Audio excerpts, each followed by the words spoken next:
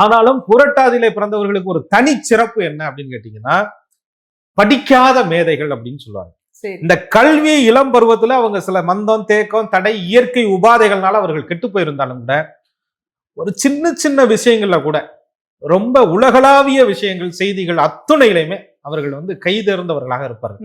சாதாரண ஒரு ஊர்ல இருந்து இன்டர்நேஷனல் லெவல்ல இருக்கக்கூடிய செய்திகள் வரை அவர்கள் கிரகித்து வைத்திருப்பார்கள்.